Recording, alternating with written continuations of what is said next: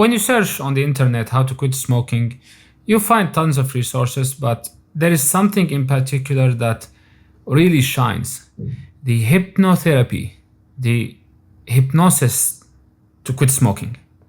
It's interesting, right?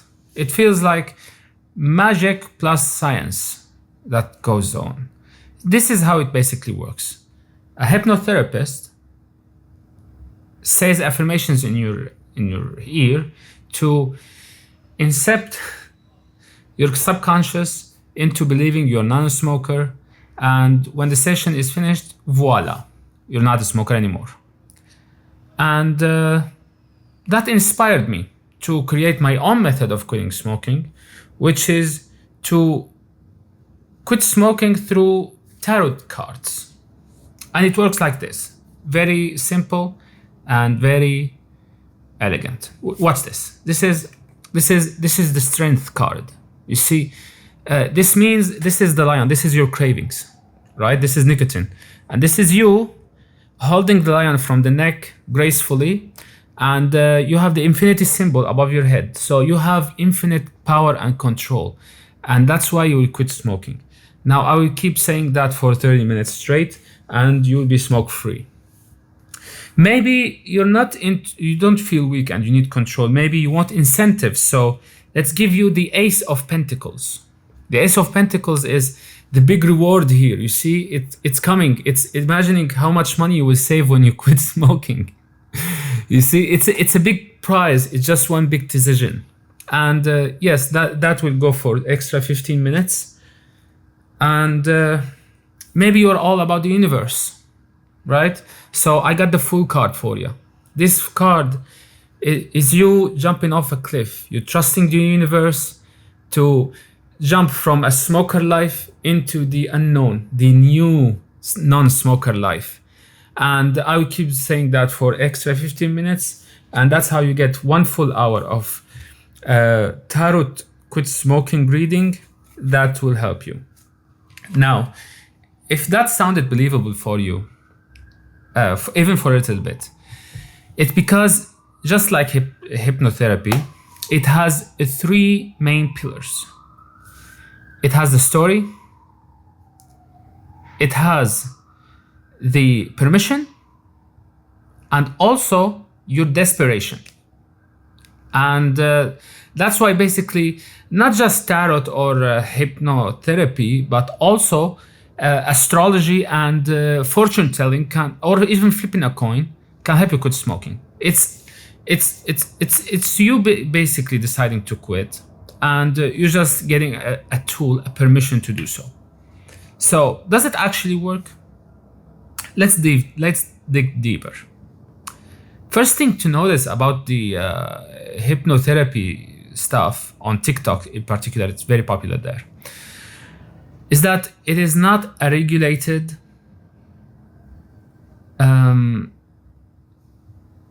line of work. It doesn't have official certificates or like it's not adapted by WHO or like psychology in general, and it's not a first line of defense.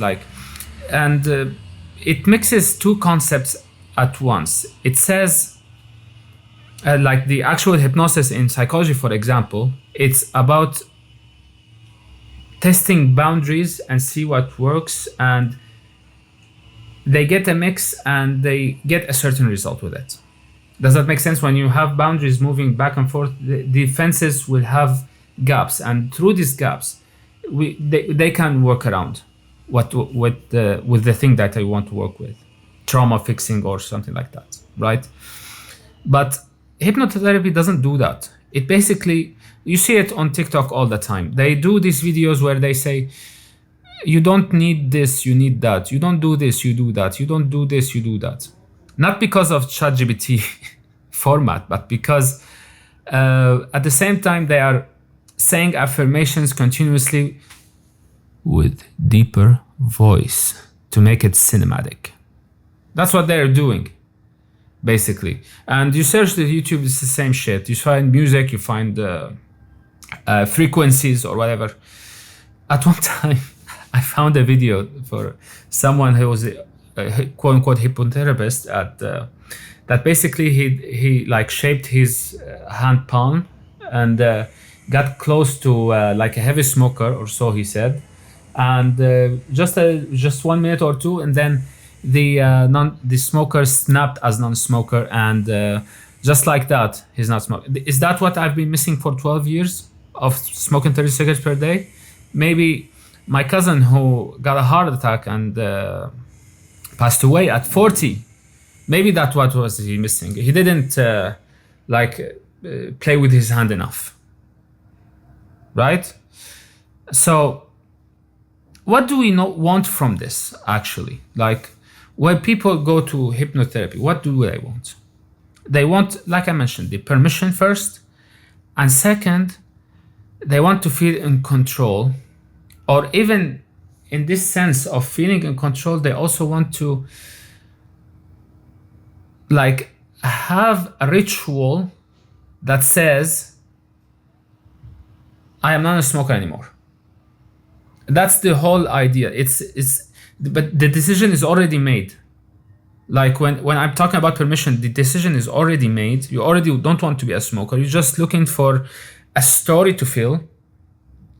So quitting makes sense, or makes more sense than staying a smoker. But here is the trouble I have with this approach. First, like I mentioned, it is not regulated, and it's not recommended and adapted by any official or non-official bodies that talk about quitting smoking, and it doesn't have enough relevant experience. So, like, there is little to no evidence it works. Scientifically, psychologically, whatever you want to name it. Okay? What works in this context is just the story that you tell yourself. And when you go to hypnotherapy, you're basically doing a ritual. Just like an ritual, just like reading tarot cards, just like going for these group sessions where you relax, and you feel like you're being like just touched something profound, while in reality it was just mental masturbation of you like hearing affirmations again and again. That's why maybe the sad part here is that when you do it and fail, you kind of blame yourself. Maybe I didn't believe it hard enough. Maybe I should take a few sessions. Now, if it worked, every quit smoking course, coach, product would have been out of business by now. Wouldn't you think? So, assuming it works is the problem in the first place. There is no scientific evidence to support it, and it is not regulated, so anybody can just jump in and take a certificate within a weekend of work, weekend of studying, and you get like this weird things that says you are a hypnotherapist now, just by saying affirmations into someone's ears. Not conditionally in person, maybe through WhatsApp, maybe through voice notes. And let's get into practical solutions here. What actually works? Here is the problem that hypnotherapy and other surface level work doesn't address. For smokers like me, I came from neglect, from a war, literal war, and I was close to death multiple times. And I've been thrown out in a foreign country for years on my own, alone. And when I had company, they were smokers and they were supportive, but also there is manipulation and kind of cracked personalities here and there. And so this broken framework is not the same as someone who only smokes after sex, for example, or only with beer, or when hang out friends at weekend. These people can benefit from like doing CBT or doing cutting down or patches or something like that. But for us who smoke, like we have this villain arc in our fucking heads that now I got hurt and I now grew. That's the shit I've been on. Remember Jay-Z? His song where he smokes? It's not coincidence. The imagery is accurate. When you come from pain, when you come from nothing, when you come from hardship, you find smoking as like a wound. It's a scar. It's a trophy. It's a reminder where you came from. It's the story that matters, not the identity tied to smoking, not just the habit. It's not like saying, no. It's exactly something you would defend. It's a story of yours.